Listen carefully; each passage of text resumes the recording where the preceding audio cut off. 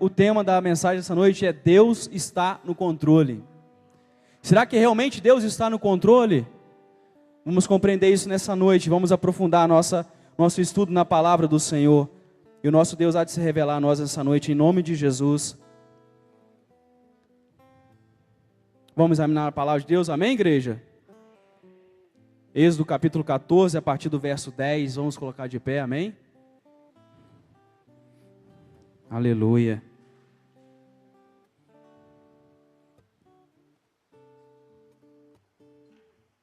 Aleluia. Assim afirma a palavra do Senhor. Ao aproximar-se o faraó, os israelitas olharam e avistaram os egípcios que marchavam na direção deles. E aterrorizados clamavam ao Senhor. Disseram a Moisés: foi por falta de túmulos no Egito que você nos trouxe para morrermos no deserto? O que você fez conosco, tirando-nos de lá? Já lhe tínhamos dito no Egito: deixe-nos em paz, seremos escravos dos egípcios. Antes ser escravos dos egípcios do que morrer no deserto. Moisés respondeu ao povo: não tenham medo. Fiquem firmes e vejam o livramento que o Senhor lhes trará hoje, porque vocês nunca mais verão os egípcios que hoje veem. O Senhor lutará por vocês, tão somente acalmem-se. Disse então o Senhor a Moisés: por que você está clamando a mim? Digam aos israelitas que sigam avante. Erga a sua vara e estenda a mão sobre o mar, e as águas se dividirão, para que os israelitas atravessem o mar em terra seca. Eu, porém, endurecerei o coração dos egípcios, e eles os perseguirão, e serei glorificado com a derrota do faraó e de todo o seu exército, com seus carros de guerra e seus cavaleiros. Os egípcios saberão que eu sou o Senhor, quando eu for glorificado com a derrota de faraó, com seus carros de guerra e seus cavaleiros. A seguir, o anjo de Deus que ia à frente do exército de Israel, retirou-se, colocando-se atrás deles. A coluna de nuvem também saiu da frente deles e se pôs atrás, entre os egípcios e os israelitas. A nuvem trouxe trevas para uns e luz para os outros, de modo que os egípcios não puderam aproximar-se de Israel durante toda a noite. Então Moisés estendeu a mão sobre o mar, e o Senhor afastou o mar e o tornou em terra seca. Com um forte vento oriental que soprou toda aquela noite, as águas se dividiram e os israelitas atravessaram pelo meio do mar em terra seca, tendo uma parede de água à direita e outra à esquerda. Senhor, glorificado e exaltado seja o teu nome, porque tu és o nosso Deus, o único e verdadeiro Deus, o Deus de Abraão, o Deus de Isaac, o Deus de Israel. Nos colocamos, Senhor, em tua presença nessa noite, pois queremos, ó Deus, ouvir a tua voz.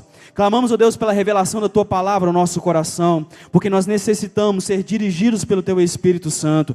Pai, nessa noite eu clamo ao Senhor que o Senhor coloque realmente um muralha de fogo ao nosso redor, que o Senhor acampe teus anjos ao nosso redor com espadas inflamadas, para que o inimigo não tenha influência sobre mente alguma, mas eu levo aqui, ó Deus, cada pensamento, cada mente cativa a tua presença, ao teu trono da graça, para que a nossa mente, Pai, o nosso pensamento não seja desviado, mas sejamos, ó Pai, querido, alinhados com a tua presença, com a tua palavra, e a tua palavra seja revelada ao nosso coração nessa noite, para que possamos crescer, ó Pai, diante da tua face, para que possamos crescer, ó Pai, querido, em honra, em temor, ó Deus, em glória perante a tua presença. Entregamos nosso coração e a nossa vida em tuas mãos nessa noite, em o nome de Jesus, em o nome de Jesus. E a igreja diz: amém, aleluia. Poder sentar, amém, igreja? Eu vejo nessa passagem, quando eu estava meditando sobre se Deus realmente está no controle. Será que realmente Deus está no controle do universo? Será que realmente Deus controla a terra, a criação? Será que Deus controla as situações? E quando eu comecei a examinar a palavra, eu comecei a achar inúmeros textos que mostram que Deus realmente nunca perdeu o controle de nada. A palavra de Deus aqui em Êxodo mostra quando Israel sai do Egito, e escravo por 430 anos, o povo ficou escravo no Egito, 430 anos. Ao final desses 430 anos, Moisés veio, Deus operou maravilhas perante o povo de Israel, através das 10 pragas do Egito. E olha que interessante, as pragas atingiam toda a terra do Egito, mas a terra de Gósen, que era a terra onde ficavam os israelitas, as pragas não chegavam. E quando o povo sai, viu toda essa maravilha de Deus, Deus operando, e chega perante o mar, ele olha para trás, o exército se aproximando, o exército de Faraó se aproximando, olha para um lado, olha para o outro, montanhas, deserto, e na frente o mar. Eles falam: Moisés, para que você trouxe a gente aqui para morrer? Não era melhor ter morrido no Egito? Olha que não há diferença, irmãos, entre nós hoje e o povo do passado. Nós somos os mesmos. No passado o povo acabou de ver Deus operando maravilhas e sinais, e quando chega perante o mar, morreremos. Não confiaram no Senhor, apesar de tudo que eles acabaram de ver. No dia anterior Deus tinha operado. Olha como somos esquecidos. Obrigado, varão. Olha como somos esquecidos. Mas Deus, Ele nunca perde o controle da sua criação e das coisas.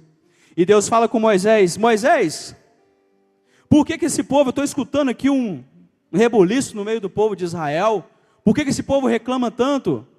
Moisés fala: Senhor, estão com medo de morrer. O que Deus fala com Moisés? Moisés, fala apenas para o povo, que o povo se acalme, se aquiete, creia que eu sou Deus. Moisés, só estende a tua mão, só estende o teu cajado. E Moisés poderia ter pensado: mas Senhor não é mais fácil o Senhor mandar aqui um exército de anjo aqui na nossa frente, que a gente vê um monte de carros e cavaleiros destruindo o povo de Faraó? Ou não é mais fácil criar aí uma ave gigante para transportar esse povo? Não, Deus falou assim: ó, apenas estende o teu cajado. Deus opera na simplicidade, para mostrar para nós, para a sua igreja, que Ele não perde o controle da situação. E Moisés estende o seu cajado e as águas se dividem. E é engraçado porque a ciência, outro dia eu estava vendo um estudo científico, alguns ateus dizendo que essa palavra do Mar Vermelho ela é mentira. Porque em épocas do ano, o que acontece? O Mar Vermelho ele tem a maré baixa, e fica com um palmo de água só, no trecho onde o povo de Israel passou, só um palmo de água. Agora o nosso Deus ele é tão tremendo e tão soberano, que o povo passou a pé seco um palmo d'água. Ou o povo andou em cima dessa água, ou essa água se secou. Agora que está escrito que passou a seco, está escrito que passou a seco, e eu creio na palavra de Deus. Então o povo andou sobre um palmo d'água. O mais impressionante ainda, Augusto, é que o exército de Faraó, todos os seus carros e seus cavaleiros, afogaram com um palmo d'água. Eles tinham pavor de água, não é possível. Que morreu o exército inteiro com um palmo d'água. Então nosso Deus continua sendo tremendo, amém, igreja? Continua sendo soberano. Ele continua tendo controle de tudo, com um palmo d'água ou sem um palmo d'água. Ele é Deus. Então muitos tentam refutar a palavra, mas não tem jeito, porque Deus está no controle sempre. E o que é? Quando eu comecei a examinar, nós vamos estudar aqui que Deus existe realmente o controle sobre todas as coisas, mas existe uma coisa que Deus não tem controle. O que é? Alguém sabe? Deus não tem controle sobre a sua vida. Sabe por quê? Porque Ele respeita o seu livre-arbítrio. Ele respeita a sua opinião, Ele respeita a sua vontade. Ele não vai te obrigar a nada. Agora Deus quer o controle sobre a sua vida também. Sabe por quê? Não porque Deus é um Deus possessivo, porque Ele quer ter marionetes em sua mão, porque senão Ele te criava sem livre-arbítrio. Não. Ele quer ter o controle da sua vida, porque Ele sabe que nós, quanto a homens, quanto a carne, nós sempre nos inclinamos a tomar as piores decisões. Se tiver 2 caminhos, a gente toma o errado. Se tiver 10 caminhos, se tiver 9 oportunidades, as 9 você vai errar. É impressionante como o homem se inclina para o mal, para o que é do mundo, para a carne, para o pecado. É por isso que Deus quer o controle sobre a sua vida também. Porque quando nós deixamos que Deus controle a nossa vida, nós passamos a tomar as melhores decisões, nós passamos a ter paz, alegria, cura, prosperidade. Todas as bênçãos celestiais e todas as promessas da palavra de Deus começam a se cumprir em nossa vida. Por quê? Porque Deus está no controle. Amém? Então estar no controle de Deus é bênção, é maravilhoso. Deixar com que Deus controle a sua vida. Agora, para que Deus controle a sua vida é necessário uma coisa. É necessário você crer que Ele é Deus. Que Ele é Deus Todo-Poderoso. crer nisso e depender dele. Isso é dependência de Deus. É depender de Deus em tudo na sua vida. Quando você depende de Deus, Ele passa a tomar direção na sua vida e te conduz sempre às melhores decisões. A palavra de Deus em 1 Coríntios 2, capítulo 9, diz: o que o olho não viu, o que o ouvido não ouviu e nem chegou ao coração do homem, são as que Deus preparou para aqueles que o amam. Esse amar a Deus, quando você ama a Deus, você é dependente dEle. Se você é dependente dEle, Ele está controlando a sua vida. Olha que tremendo. Nós almejamos tantas coisas, tantos bens, tantas bênçãos. Mas Deus, Ele é Deus, tão poderoso, que Ele vai te dar muito mais. Além daquilo que você almeja pelos seus olhos. Além daquilo que os olhos viram, do que o ouvido ouviu. Ou às vezes chegou ao coração do homem. E muitas coisas chegam ao coração do homem. O homem, ele quer se autoafirmar. Ele quer ser reconhecido. Ele quer ter poder. Ele quer ter influência. Isso são muitas coisas que sobem ao coração do homem. Mas Deus preparou para nós coisas maiores ainda do que essas. Basta que nós o amemos. Entregamos nossa vida na mão dele para que ele nos controle. Amém, igreja? Aleluia. Deus tem o controle de todas as coisas, da criação, das situações, e quer também ter o controle sobre nossa vida. Permita o controle de Deus em sua vida. Isso é permitir com que Ele dirija a sua mente, as suas decisões, as suas palavras, os seus pensamentos. Isso é dependência de Deus.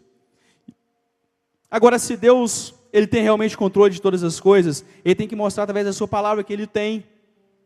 Ele tem poder sobre a criação? Será que Deus simplesmente criou o mundo e falou, haja, ouve? Criou o mundo e deixou com que o mundo seguisse o seu curso? Será que é assim ou ele ainda exerce poder sobre o mundo? Ou será que Ele tem controle do universo? Ou Ele simplesmente criou e deixou o universo continuar? Nós vemos através da sua palavra. Em Gênesis capítulo 1 diz assim: no princípio criou Deus os céus e a terra. No princípio criou Deus. Ele criou os céus e a terra, ou seja, Ele criou o universo. A ciência diz que houve um Big Bang, houve uma explosão, em que os gases começaram a explodir através de forças magnéticas e tal. Agora só existe um Deus poderoso para fazer com que existisse alguma força. Esse é o nosso Deus. Uma vez num congresso de física, o professor falando sobre a física, sobre a origem do universo, ele foi voltando e chegou na força. E tinham cerca de 270 estudantes nesse congresso. E aí ele terminou a palestra, falou, alguém tem alguma pergunta? Eu levantei meu dedo, eu tenho. Eu quero saber de onde veio essa força, professor. Todo mundo olhou para mim e falou assim, Donai, você é doido, cara, o cara é doutor em física. Olha, se ele é doutor em física, ele vai me explicar. De onde vem essa força? Ele riu para mim e falou assim, tem coisa que a ciência não explica. Eu falei assim, glória a Deus. Esse é o meu Deus. Deus, Ele é tão poderoso, está no controle de todas as coisas. E no princípio criou Deus os céus e a terra. A palavra de Deus também diz, lá em Isaías 40, 22, fala assim, eu sou o Senhor, que estou assentado sobre o círculo da terra, que estendo os céus e crio o universo. E o mais engraçado é que foi escrito em Isaías, 750 anos antes de Cristo. A terra foi descoberta que era redonda depois das grandes navegações, 1400 alguma coisa, 1492, 498. Mas Deus já tinha revelado para Isaías. Ele falou assim, eu sou Deus que estou assentado sobre o círculo da terra. Eu que estendo os céus. Toda a criação, todo o universo está sobre o meu domínio, sobre o meu controle.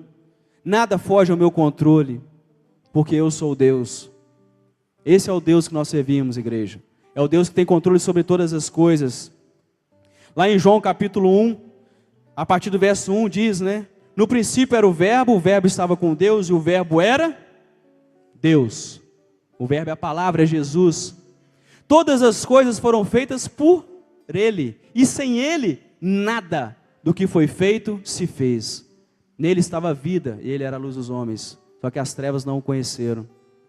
Esse é o nosso Senhor. Porque através de Jesus e por Jesus foram criadas todas as coisas. Todas as coisas foram criadas por Ele. e para Ele, para a glória dEle. Então nós vemos através da sua palavra que Ele tem o poder sobre a natureza, Ele tem o poder sobre a criação, porque Ele criou todas as coisas. Então Ele continua tendo o controle. E será que Deus controla a situação, toda a situação? Ou alguma outra situação, Deus não tem o poder de controlar? Tem uma passagem, na verdade existem inúmeras passagens, quando você vê o controle de Deus em tudo. Quando José foi vendido escravo pelos seus irmãos, muitos poderiam pensar, coitado, olha lá, vendido como escravo. O escravo se tornou governador. O segundo maior da nação mais poderosa da época era o Egito. Deus não estava no controle? Amém? Deus estava no controle, Ele não perde o controle de nada. Nós vemos na passagem de Daniel, quando não se prostrou perante a imagem e foi lançado na cova dos leões, Deus estava no controle. Perante o cego Batimeu, quando Jesus passou, Deus estava no controle. Agora uma passagem tremenda que eu vejo é a passagem de Elias. Elias, profeta do Senhor, Deus falou através dele, falou que haveria seca, e durante 3 anos e meio houve seca em Israel. E nessa época governava Jezabel e Acabe, eram reis de Israel. E eu imagino que Elias, ele ficou muito triste, porque ele andava para um lado e para o outro e não viam pessoas mais que temiam ao Senhor. E num determinado dia, Elias andando pelo caminho, Elias ficou parado no caminho, porque ele sabia que Obadias ia passar ali. Obadias era chefe da guarda de Acabe. Quando Obadias vê Elias, desce do cavalo e se prostra, com medo de morrer, porque é Elias. Disse, meu senhor, o que eu fiz de errado? Disse, não, eu só quero que você vá até o rei e fala com ele para me encontrar lá no Monte Carmelo e traz todo o povo de Israel. Que hoje nós veremos quem é Deus em Israel.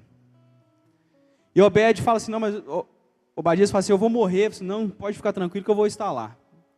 E aí Acabe convoca e falou assim, não esquece de convocar os profetas de Baal.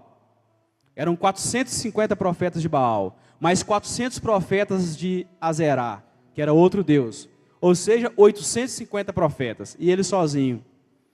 Quando Acabe chega, olha para Elias e fala assim, de onde vem o perturbador de Israel? Disse, eu perturbador não. Quem está perturbando Israel é você e sua casa inteira, com essa idolatria. E quando ele chega perante o Monte Carmelo, a multidão dos israelitas reunidos, milhares de pessoas ao pé do Monte Carmelo, 450 profetas de Baal, mais 400 profetas de Azerá. Elias olha e pergunta assim, lá em 1 Reis, capítulo 18, verso 23, até quando cocheareis? Até quando tereis dúvida? Até quando servireis a Deus e a Baal? Irmãos, aquela multidão de pessoas, milhões de pessoas reunidas, ninguém falou nada. Elias se sentiu o cara mais sozinho do mundo. Muitas das vezes nós passamos situações semelhantes. Quantas vezes você não olhou ao redor de você e falou assim, eu estou sozinho, não tem ninguém para me ajudar. Eu estou sozinho. Você se vê em uma determinada situação, seja no emprego, seja na sua família, que você olha e você não tem ninguém para me ajudar, só ficou eu. Elias, nesse momento, ele sentiu a mesma coisa. Eu estou sozinho. Não teve um israelita em milhões que levantou e falou, Elias, te apoio, hein? Estou com você. Esse Deus também é o meu Deus. Ninguém falou nada, todo mundo ficou calado. Elias falou, tudo bem, não tem problema. Por quê? Porque Deus está no controle. Você pode se sentir sozinho. Você pode sentir que todo mundo te abandonou, mas Deus continua no controle. Ele nunca perde o controle da situação. Ele nunca perde o controle de nada. Naquele momento, Elias vira para os profetas, vocês são maioria, pode começar aí. Já que Baal é o Deus do fogo, então vamos clamar pelo fogo. Se ele fosse o Deus da água, a gente clamava pela água. Vocês faziam dancinha da chuva aí para ver se chovia. E tinha 3 anos e meio que não chovia, mas já que você é o Deus do fogo, então clama pelo fogo. Fizeram o altar bacana e tal, colocaram o holocausto. E os 450 profetas lá estão lá clamando a Baal. Baal, Baal, manifesta Baal, manifesta Baal. E o Baal não desce. E o terreiro estava cheio, 450, hein? Pulando e tal, e nada do Baal descer. Nada do Baal descer. Olha que chegou meio-dia, Elias na sombra do carvalho, tranquilo. Esse Deus seu está meio esquisito, não responde. Não tem fogo, não tem nem faísca. Está complicado. E aquilo foi à tarde, eles começaram a se machucar. Elias falou assim, o que é isso? Que desespero é esse, meu Deus do céu? Estão se flagelando, em Baal nada de manifestar. Chegou no final da tarde, Elias, chega, acabou o tempo de vocês, não é possível, o dia inteiro.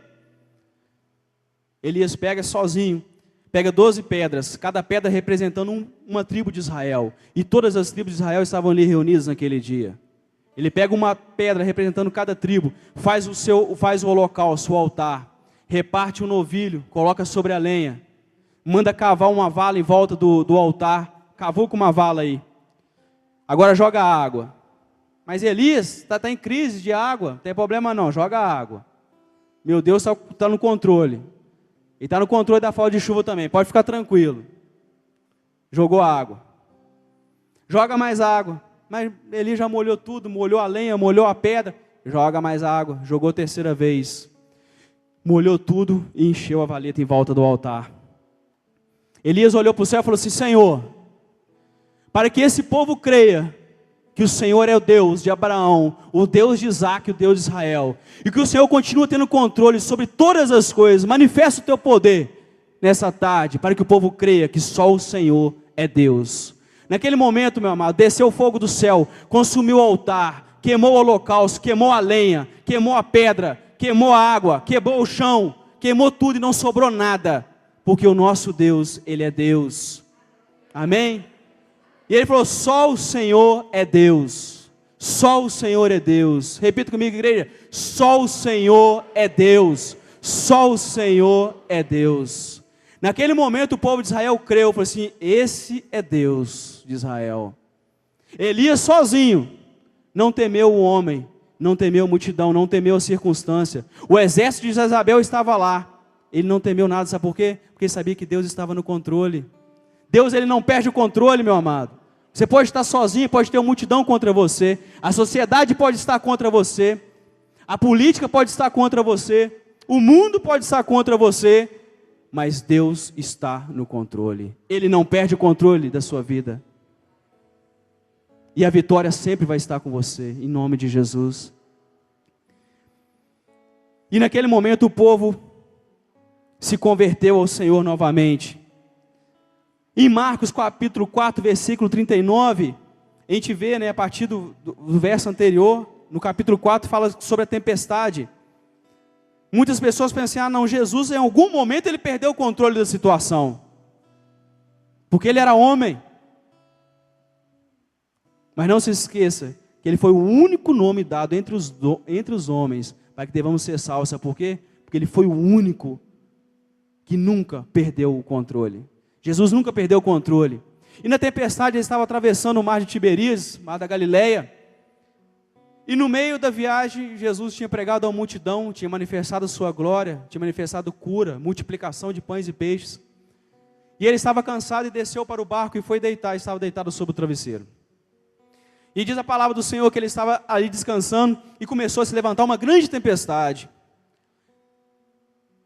E os apóstolos começaram a ficar com medo, e chovendo, e batendo contra o barco, e o barco já ia a pique, porque ele já estava começando a tombar, e as ondas invadindo o barco. Os apóstolos ficaram apavorados, e eles desceram até Jesus, e acordaram Jesus, e falaram assim, mestre, não se te dá que morramos? Você não se importa? Nós vamos morrer todos, inclusive o Senhor, que está aí cochilando, está aí dormindo. Jesus levanta, olha para eles, homens de pouca fé. Nem dormindo eu perco o controle da situação. Amém, igreja? Nem dormindo. Jesus ele sai do barco e fala assim, acalma-te. A tempestade acalma. Quantos momentos da nossa vida nós estamos passando por tempestade, irmãos? Tempestade na família, briga, intriga.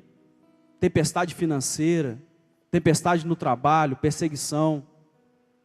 E nós esquecemos que Jesus, ele não perde o controle. Jesus, ele nunca perde o controle. E nós ficamos apavorados como os apóstolos. Os apóstolos acabaram de ver Jesus operar maravilhas, operar a multiplicação de pães, curar enfermos, cegos enxergaram, coxos andaram, e levanta uma tempestade, eles ficaram com medo. Nós não somos diferentes. Toda vez que se levanta uma tempestade, nós ficamos com medo. E agora o barco vai afundar. Agora, como diz o bom mineiro, a vaca vai para o brejo. Agora a vaca vai para o brejo. Aí quando nós vamos a Jesus, que Jesus fala, meu filho, eu nunca perdi o controle. Eu não perco o controle da situação. E Jesus simplesmente fala para o mar, acalma-te. E o mar acalmou. Vira para os apóstolos, homens de pouca fé, vocês ainda não conseguem crer, não conseguem entender que eu tenho o controle sobre toda a situação? Eram só vocês terem determinado, só vocês terem lançado uma palavra, e a tempestade teria se acalmado no mesmo momento. Jesus nunca perdeu o controle, irmãos, nem mesmo quando ele foi levado à crucificação. Se você for ler a palavra de Deus, lá em João capítulo 18, fala sobre a prisão de Jesus. E quando o exército chegou para pegar Jesus, os soldados, Judas chegou na frente e beijou Jesus, porque era o sinal da traição. Ele falou assim, mestre, ainda beijou Jesus, traiu Jesus com um beijo. E o exército chegou perante Jesus e falaram assim, és tu Jesus, o rei dos judeus? Jesus falou assim, sou eu. Quando ele falou, sou eu, o que aconteceu com o exército? Caiu por terra. Caíram todos os soldados por terra. Daí a pouco eles foram recobrando a pancada que eles tomaram dos anjos, foram levantando devagarzinho, levantou o exército de novo. Aí o capitão virou para Jesus e falou assim, é você Jesus, o rei dos judeus? Sou eu. Mais uma vez, caíram para o chão afora, tomaram outra pancada dos anjos. Aquilo o capitão falou assim, eu não vou perguntar se esse cara é Jesus mais não. Eu estou enjoado de apanhar. E aí, eles levantam novamente, Jesus falou assim, eu já falei que sou eu, agora vocês podem me levar. Jesus mostrou para os apóstolos o seguinte, nem na minha prisão eu não perdi o controle da situação. Se eu não quisesse, não existia exército que se levantasse contra mim. Não existia soldado para me prender. Não existia rei, não existia situação nenhuma. Jesus deixou isso bem claro, eu estou indo por vontade própria. Porque essa é a minha missão, morrer pela humanidade, morrer pela igreja. Então Jesus não perdeu o controle em momento algum. E Deus não perde o controle. E somente na nossa vida, amado, que Deus, Ele não tem o controle. Sabe por quê? Porque nós não queremos. Nós colocamos o controle sobre o emprego. Não, o emprego vai me controlar. Meu patrão me controla. Não, o dinheiro me controla. Não, a situação do país me controla. Tantas coisas te controlam. E Deus? Deus não está no controle. É interessante o ser humano, quando ele passa a perda e clama ao Senhor. Como os apóstolos clamaram durante a tempestade. Né? Agora, quando a coisa começa a ficar boa, começa a ficar tudo tranquilo, a primeira pessoa que você tira da sua vida, sabe quem que é? É Deus. O cara quando está bem, está tranquilo, ele esquece de orar, ele esquece de examinar a palavra. É a primeira pessoa que ele tira da vida dele é Deus. Ele fala assim, ó, o controle estava na sua mão, porque eu estava passando os perrengues aí, o controle estava na sua mão, Deus. Mas agora que eu já estou bem, devolve meu controle para mim. Deixa eu continuar controlando a minha vida. Aí começa a vir a tribulação, começa a vir a opressão, começa a vir a enfermidade, começa a vir o desespero, começa a vir um aperto financeiro, começa a vir a brigada dentro de casa, começa a vir tanto problema, que você fala assim, Deus, onde está Deus? Aí Deus, ele continua sendo Deus, e continua tendo controle de tudo, menos na sua vida, porque você não deixa. E quando você permite que Deus controle a sua vida, Ele controla tudo, Ele te dá sabedoria, Ele te dá inteligência, para você tomar as melhores decisões, ter resposta para todas as perguntas. Olha Pedro, pescador, analfabeto, Quando ele chegou perto do procônsul, o cônsul falou assim, olha, por pouco você não consegue me convencer a virar um crente também. Virou para o outro, falou assim, ó, chamou o capitão, falou assim, quem que é esse camarada aí? Ele é estudado de onde? Onde que ele é? Eu falei assim, não, ele é pescador. Eu falei assim, mas de onde vem essa sabedoria? Essa sabedoria vem do Senhor. A sabedoria que o mundo não pode dar. Diz a palavra de Deus, através de Salomão, que não há limites para estudar, muitos estudarem em favor da carne, mas a sabedoria que vem do alto, ela é poderosa para discernir até a intenção do coração. Deus, ele te dá essa sabedoria para você falar com qualquer pessoa, para responder qualquer pergunta. Olha Jesus, quando Jesus estava perante os fariseus viram, trouxe consigo o exército, falou assim, ó, Jesus, sabemos que o Senhor é mestre, que o Senhor é bom, ó, que o que o Senhor ensina é corretíssimo, com soldados do lado, soldados romanos. E os judeus não concordavam em pagar imposto, porque era para Roma. Só que os soldados do lado falam que não vai pagar o imposto para ver, vai preso. Os fariseus trazem os soldados, mestre bom e sábio, a quem devemos pagar imposto?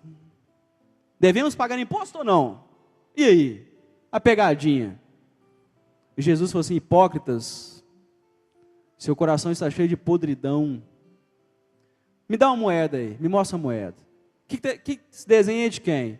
Esse desenho aqui é de César. Dá a César que é de César, dá a Deus que é de Deus.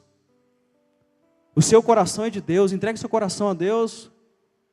Virou fariseu, pare de tentar fazer pegadinha, entrega a sua vida a Deus. Você não entrega a sua vida a Deus, e também não entrega o que é de César, só nega imposto, fazendo tudo errado. E aí eles ficaram apertados. Aí ele falou assim, ó rapaz, aí os saduceus, sabendo que Jesus fez calar os fariseus, chegaram.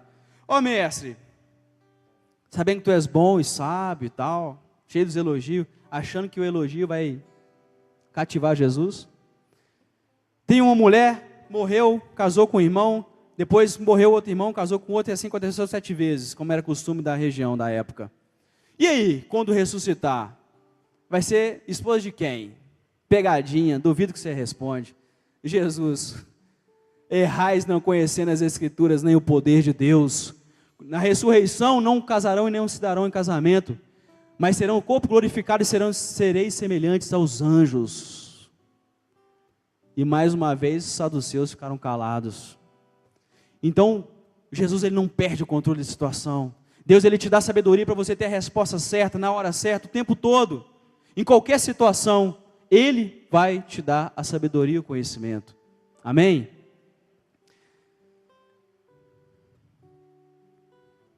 Primeira Coríntios 2:9 eu falei, né, que é um texto tremendo. E essa semana eu estava conversando com um professor. Ele disse o seguinte, dona, uma coisa muito interessante, que é a seguinte, o que eu ouço, eu escuto, o que eu escuto, eu esqueço. O que eu vejo, eu lembro. E o que eu falo, eu aprendo. Ele não é crente não, irmãos. Ateu. Ateu e conhece o poder da palavra.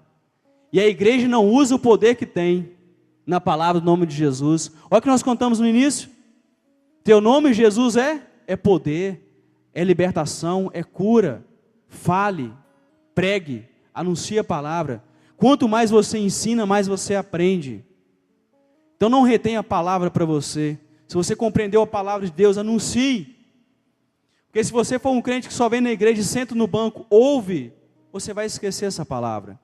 Vai chegar a semana que vem, daqui a 2, 3 semanas, eu vou te perguntar se vai ter esquecido essa palavra.